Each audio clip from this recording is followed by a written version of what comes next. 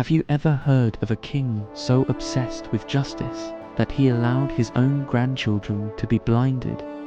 It sounds like something out of a grim fantasy novel, but this is the real, brutal story of King Henry I of England.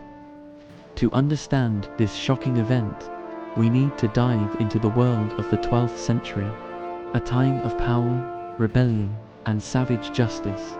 Henry I, the youngest son of William the Conqueror, wasn't born to be king. He fought his way to the throne, battling his own brothers to unite England and Normandy under his rule. He was known as the Lion of Justice, a ruler who brought order to a chaotic land. But this justice was often harsh, unforgiving, and deeply personal. He was a man of contradictions, decisive, and a patron of the church, but also ruthless, greedy, and known for his many illegitimate children. His reign was built on a foundation of fear and an iron will. He believed that the law, his law, was absolute, and any challenge to his authority had to be crushed without mercy.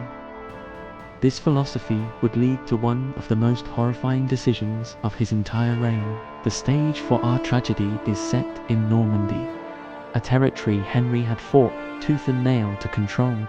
The Norman lords were famously rebellious, constantly testing the king's authority. Among them was a powerful baron named Eustace of Bretuel. Eustace was not just any nobleman. He was married to one of Henry's many illegitimate daughters, a woman named Julianne. This family tie, you might think, would create a strong bond of loyalty. You would be wrong. The conflict started with a seemingly common practice of the time, exchanging hostages to guarantee a truce. Eustace of Bretuel had a long-standing dispute with another nobleman, Ralph Harnett, the constable of the castle of Evere, to ensure peace between them.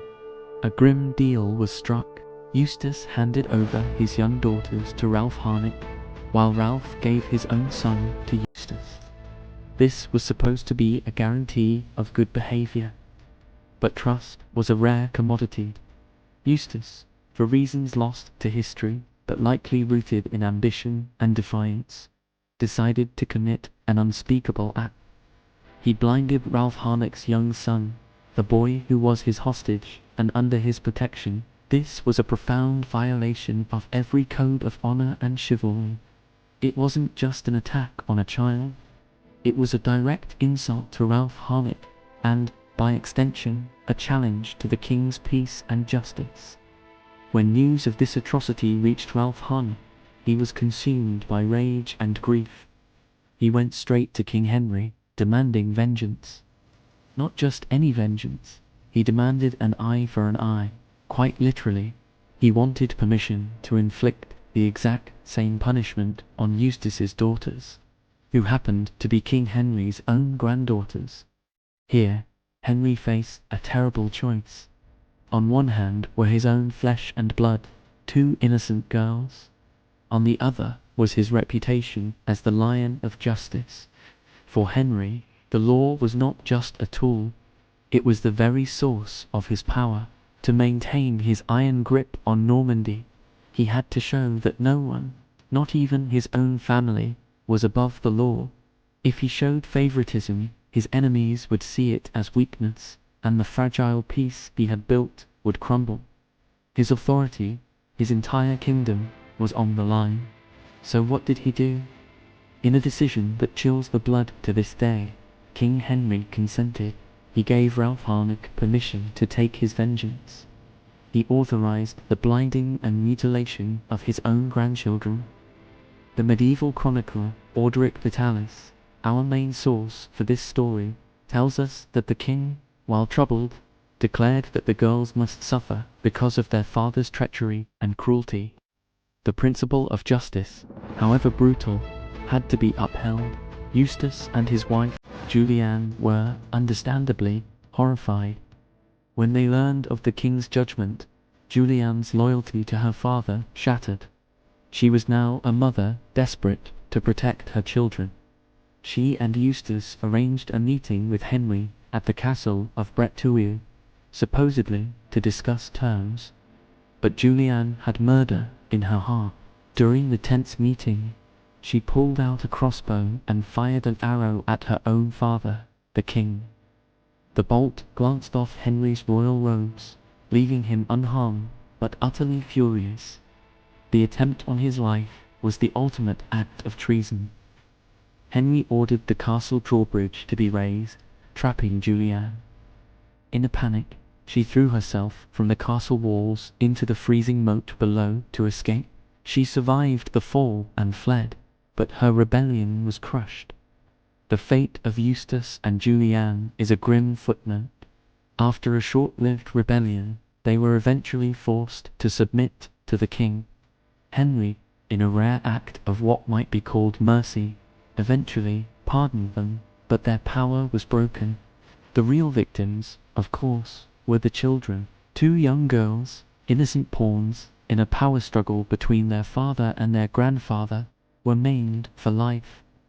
Their personal tragedy was a public spectacle, a brutal lesson for all who might dare to defy the lion of justice. This story reveals the terrifying reality of medieval power. Justice was not about fairness as we know it today. It was a performance, a tool to enforce order and inspire fear. For King Henry, maintaining his authority was more important than the lives and eyes of his own grandchildren. He believed that this savage act was necessary to prevent wider chaos and war. Was he a monster? Or was he a ruler doing what he thought was necessary to hold his kingdom together in a brutal age? It's a question that historians still debate. Henry I's reign is often seen as a period of stability and good governance, a stark contrast to the chaos that followed his death.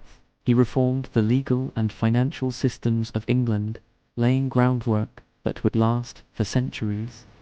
But this progress came at a terrible price, paid in blood, fear, and sometimes the eyes of innocent children. His legacy is a complex one, a reminder that the line between a great king and a tyrant can be terrifyingly thin. The story of his blinded grandchildren serves as a dark and unforgettable testament to the savage world he ruled. Thank you for watching. If you found this glimpse into the brutal side of history fascinating, please hit that like button and subscribe for more stories from the past. Let me know in the comments what you think of King Henry's decision.